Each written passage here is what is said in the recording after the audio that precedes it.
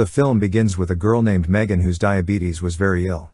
He was a cancer patient and was going to die soon. Due to which Megan was very sad and she wanted that his diabetes could be cured in some way. She even left her job to take care of him. At this time she was trying every way to get rid of the disease.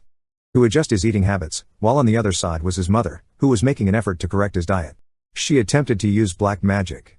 Occasionally, she placed human teeth under his seat, or bones, which made Megan very upset. Megan would collect all his belongings and hand them to Dustin. Even Megan's mother would discard her possessions based on her friend's advice. She began giving her husband odd food, and Megan was upset with her mom for doing this despite her education. Megan's date's nurse thought her baby's condition wasn't improving due to her mom's strange diet experiments. Megan also had her own issues.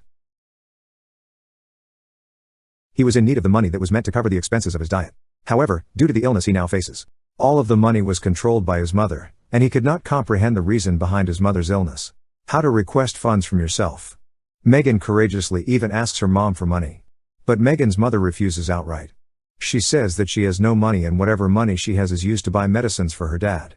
Her mother had also started feeling very depressed, so Megan tells her mother today, "I am with my dad to take care of him." While out for a stroll, Megan's mother leaves the house. Megan's health starts worsening, and he calls his wife, saying he's in a lot of pain. Seeing this, Megan becomes frightened and gives him his medicine. While doing this, she was called upstairs. Even then a sound started coming. It was as if someone was walking upstairs. She considered it her sister and went to washroom to wash her hands, where in sadness she also remembered her diet. Some number of times when she used to be small and from. They fed her together. But when she leaves the washroom crying, she sees she was giving her dog medicine and he got scared. She had just gone inside after giving him medicine. She gets mad at her mom, asking, "Can you ask me before giving medicine?" He's now received an overdose. Megan tells her mom that there is no other way. "Let's do this, that both of us will stick to the diet today." All three of them sleep on the same bed. And in the morning when Megan opens her eyes, she sees that her dad is no more in this world. Frightened, she wakes up her mother and starts crying a lot. They all cover her mouth and eyes and Megan is now shattered by this incident. But she notices that her demand did not seem to have affected her at all. She wonders if her mother did not love her dad at all. Here Megan is getting tense that she will have to do it again with her father, and when she goes to her mother to talk about this, she notices that her mother starts crying as soon as she sees her coming. She went up from this place. She secretly hears her mom's conversation, and she's about to call someone. She says her husband is dead and needs to come fast. A man asks his mom, who she talked to from the ambulance, if she prepared for his friend. But her mom, instead of answering, calmly makes coffee and asks Megan to play songs. Megan gets confused and says, "Mom, do you understand what's happened to us? Dad, your husband, is gone, and we need to take care of him." Her mom shouts, saying, "Shut up, nothing like that will happen. We just need to keep Dad's body cool, and then he'll come back to life." Hearing this, Megan's head spun. What was her mom up to now? Megan appears to be acting crazy, but then she tells her uncle, "I know a man who has the ability to bring dead people back to life." Megan attempts to explain to him that it's not possible. They say this, "If you can't support me, then please, just leave." Megan also leaves, starts crying, and then sees her husband. Her dad was sitting with her, and she felt her mother saying that your mom is the one who is there for you, and you should support her. If you don't let her try, then you will become bad for her. By now, Megan had started understanding these things. She went inside and told her dad what to do. She agreed to everything because her dad had told her to. "See, when I am not alive, your mom will also understand that all these things have failed, and they will never believe in them again." Here Megan's mom was also looking very confident that I was supporting her. She tells me that first of all we have to vacate the hall together, not to leave even a single thing here. After emptying the hall, these people should cover the windows of the entire house properly, so that their house has no light. She covered the panes after placing windows. She noticed an assistant in one of the mirrors. When she turned around, no one was there. Looking back at the mirror, more appeared. She turned on the light, but again saw no one. Frightened, she covered all the mirrors with cloth, just as her mom advised. Then, Megan's mom gave her a special suit, which Megan put on. After that, these figures began waiting for her soul. For hours. Megan gets upset with her mom when he doesn't show up. "I believe those people aren't genuine." Hearing this, Megan's mom also gets angry and tells her to get out of here. You don't even wish for your dad to still be alive. You really don't want to support me, and you're just staying here to somehow interfere with my work. We were still in the middle of our argument when, all of a sudden, that man appeared. He entered the house. Megan was unsure of where he had arrived from or where he hadn't. Then, he left. Upon his arrival, he gazed at Megan with peculiar eyes and informed Megan's mother that whatever belongings her husband had, which he cherished, should be taken first. According to that man, Barbara signifies mains. They start burning all those things. However, Megan was not liking it.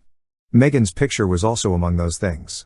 She also pleads with her mother to please not to burn the picture, but they burn it and say that these are just things. If you are alive, then what is the value of these things in front of them? After burning them, Barbara and Megan go inside the house and that man asks Barbara. Megan was clueless about the pack's contents. Burn it quickly and repeatedly. She gives the bag to the man and Megan sees that there was a lot of money in it which the man burned, and Megan gets angry. That he really needed this money, but his mom went ahead and gave it to him. He faced consequences for his hypocrisy. He often tried to deny it, but no one was there to listen. He burned his entire circle's life savings in just 1 minute, creating a circle with the ashes. He had written many things beneath this circle of ashes, and he had also lit numerous candles in the room. Now Megan was getting very angry. She did not want to support her mom, so she came out of the room, and then Vinay told her to stay with your mother and not leave her alone. This is a difficult time for her too. Now Megan wants to call the person she wants into that circle. The man tells her that this circle is a protection circle. Megan asks what kind of protection? Her mom suggests you should call it your diet. We are going to perform a ritual, during which we will place your father's dead body within this circle. We will need to make a sacrifice, and once that sacrifice is made, we will enter the realm of souls from here. In that realm, many souls will attempt to attack us. This circle will serve as protection against those souls, and we must defend ourselves from them and make an additional sacrifice. Afterward, we will retrieve your father's soul and return to this world, allowing your father to come back to life. Now that he begins his ritual. As he reads, Megan's face appears to him. He holds Barbara's hand and mercilessly cuts off one of her fingers as a sacrifice. After which he moves towards Megan. It was Megan, but this man forcefully held her hand and cut off one of her fingers.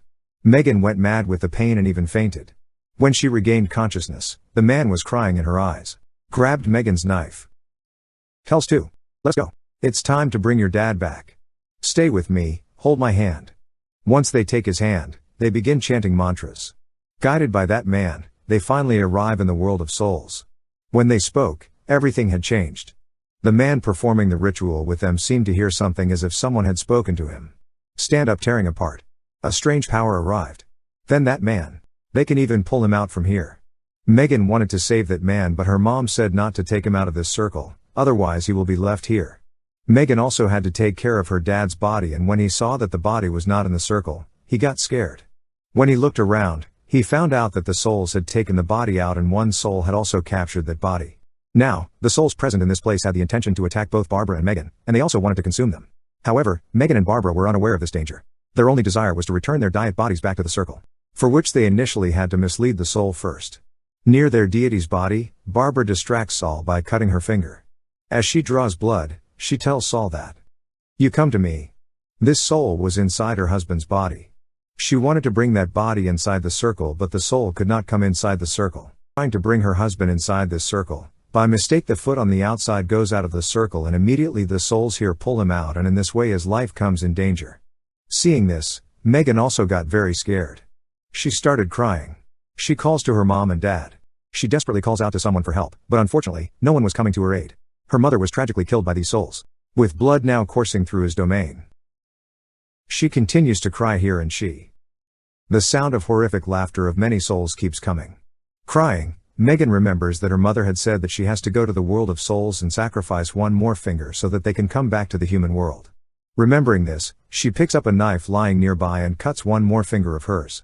She feels a lot of pain, but here she does not go back to the human world. Her sacrifice goes in vain. She could not understand what was happening to her. She could hear the laughter of all the souls. She was scared. Then, she suddenly recalls that the floor she's sitting on is made entirely of wood. With this in mind, she begins to break apart the wooden floor using a knife. As she peers down, she finally sees the light from the human world shining through. Without hesitation, she quickly breaks through the floor completely and descends into that world. But what she sees is that this world was a human world, but it was the world of her memories from which it was very difficult to get out. Knowing all this, she faints, and when she regains consciousness, she is again on the same floor inside the same circle. Now her silence was sitting in front of her. Across the circle, she had also turned into a demon, a devil. Witnessing this, Megan breaks down and urges her mother to come and consume her. Saying this, she steps out of the circle and begins walking towards her mother, and then a bright light suddenly strikes her eyes, and as she slowly opens them, she realizes that she has returned to her real world. In fact, the third sacrifice required of her was actually her own life. She was the only one capable of coming here to this world, and the story concludes at this point, showing just this moment.